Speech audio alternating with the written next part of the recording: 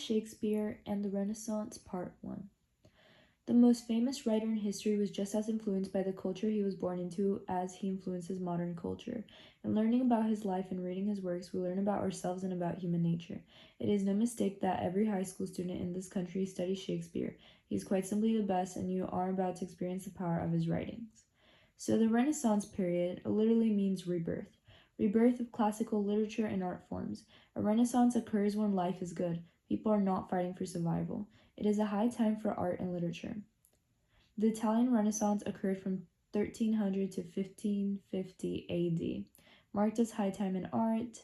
Think Teenage Mutant Ninja Turtles, Michelangelo, Donatello, Raphael, Leonardo, authors Petrarch sonnets and Castiglione Cordier book influenced the English Renaissance period.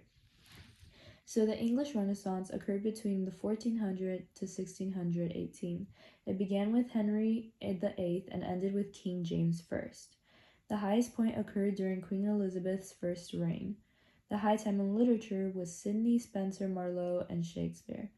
Courtiers' professional kiss-ups were very important. Social classes were strictly enforced. Theaters thrived but were considered low class. Social mobility. During this time period, it was nearly impossible to rise above your birth. If you were born a peasant, you died a peasant. Family name and nobility were very important. One way to try and rise above your birth was through the practice of patronage, though how far you could rise were predetermined by your family name. The Tudors, English Reformation and Renaissance. Henry VIII is from the Tudor line.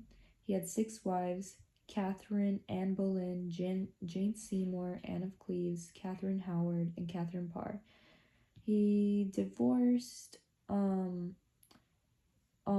would kill his wives. He fathered 2 daughters, Mary and Elizabeth, and 1 son, Edward, who died at the age of 14. England was always switching from Catholic to Protestant. So Prince Edward was the son of Henry, who died at the age of 14.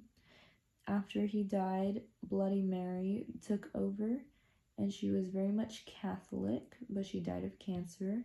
After her was Queen Elizabeth. She never got married, and she was a Protestant. She's also known as the Virgin Queen, and she encouraged poetry and theater, and she was powerful, wise, and an important monarch.